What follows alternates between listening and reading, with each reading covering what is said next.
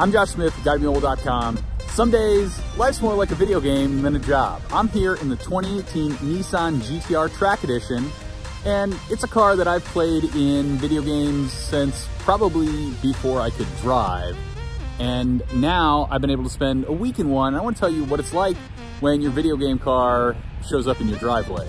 This is the GTR Track Edition, and it's in a beautiful orange, metallic blaze to be exact. It's exactly how I'd configure the car in a video game, because my favorite color is orange, so it was pretty nice that it arrived like this. We have beautiful Nismo wheels connected to a Nismo suspension because this is the Track Edition, and huge brakes that help us stop fast. We also have this great GTR styling with GTR badging on the side, on the front, and on the rear. No matter which angle you look at it, there's a lot of iconic GTR styling throughout.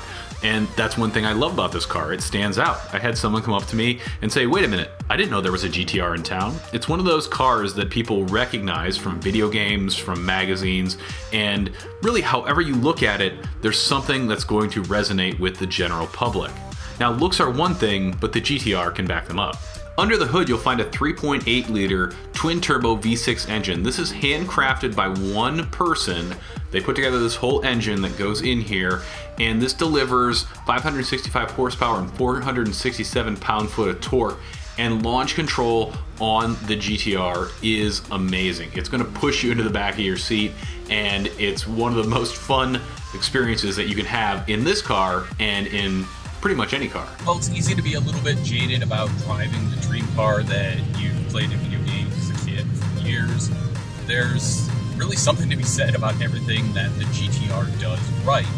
While there is a slightly aging transmission and engine compared to some other cars out there, at the end of the day, this thing delivers on a fun, engaging driving experience. Sure, there's turbo lag, but what's nice is with the launch control option, you're going to be able to get past that when you want to take off quickly. The 6-speed dual clutch transmission can occasionally take a little bit too long to find that exact gear that you want it to be in, but when I was on the highway and I needed to pass someone, if I smashed the gas down, I found that it was pretty quick to drop down into third or into fourth, depending on the situation, and give me access to that power that I needed to get going. The all-wheel drive on the Nissan GTR is really confidence-inspiring. There's a lot of intelligence going into which wheel is going to get power, which wheel is going to get brake. This is especially important in wet conditions, adverse conditions, and on the racetrack. For a while, the inside of the GTR was pretty Spartan, but on the 2018 and other recent models, it's definitely a car that you could daily drive, and it fits in with the price tag really nicely. We have GTR branding as we come in down on the floor mats, and then we have these Recaro racing seats, which are a little snug on the sides, but they do a really good job of keeping you where you want to be while you're driving. And inside we have a really great leather interior that kind of goes throughout. The back seat is there, but it's really just for show. You're not going to be having anyone sit back there. As I mentioned, this is the Track Edition. We have some badging in here. We have this carbon fiber inlay, and then here is your shifter, and then we have all of our options for our race mode, so you can put it into R when you get to the track and really go to town. And there is a option to turn on a comfortable suspension, definitely something you want to do if you're going to try and daily drive this. As part of the recent upgrade, we have a better infotainment system, higher resolution. It responds really well to touch. We have Sirius XM, 2 USB ports that you can plug into, Bluetooth, aux, and there's even a CD player in here. Now, one thing that's really handy is Apple Carplay. With Apple Carplay, you also get Waze, so you can get alerts for traffic, police, and other things like that. There is no Android Auto. Now, for the track options, if you hit function up here, you can scroll through 5 different areas where you can see your boost, oil temp, a couple other settings, and basically you're able to go through, and these are actually designed by the people who put together the gauges in Gran Turismo. So there's a little bit more of that video game heritage come to life in the GTR Track Edition. Kind of rounding out the overall experience, we have steering wheel controls, we have cruise control. There's no adaptive cruise, you don't really need it in this. The person in front of you is going too slow, just pass them. The only thing I really wish the GTR Track Edition had at the price and with everything else you get is blind spot monitoring, because the visibility is a little challenging at times, and it'd be nice to just have that little extra indicator that you're able to go ahead and switch lanes. So I've spent a week in the Nissan GTR, something that as a teen I never thought would be possible, and I'm still kind of pinching myself after a full week in the GTR Track Edition.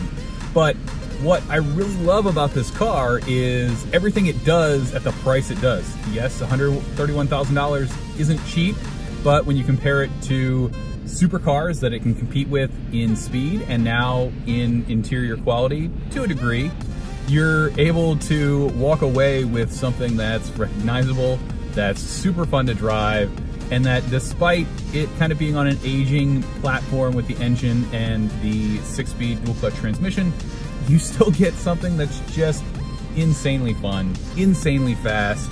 People are gonna look at this car, people are gonna ask you about this car, and almost everyone you meet is gonna wanna go for a ride in this car. I can't tell you how many people I know have spent part of their time this week in the passenger seat asking me to demonstrate launch control or to take them down a twisty road. And that's the thing I love about this car, because it's all-wheel drive. Even though I started out the week in rain and there were leaves covering the road and everything was slick, that all-wheel drive that does some really cool things on the racetrack actually transitions into something that is useful when you're driving in adverse conditions. Now, I'm in Ohio, so would I daily drive this in the snow? I don't know, but it'd be a lot of fun, and you can get some snow tires for it if you want. At the end of the day, the 2018 Nissan GTR delivers on that promise of the fun that I've had in video games, bringing that to the real world. It's been fun to drive on the real world streets around town, around Ohio, and I also was able to take it around the Autobahn Country Club on their track, and just an incredible experience both on the track and off. And that's something that at this price I don't see very often. Thanks for watching and enjoying my time with Godzilla. This is our 2018 Nissan GTR review. It's been a little different than a standard review because we're coming at this from the perspective of someone who's driven this car in video games for years and is now able to take it out and use it in real life and bring in some experience I've had with a GTR on the track. So you can read more down in the links below. Also put some links up on screen here or here so that you can learn more about our auto coverage.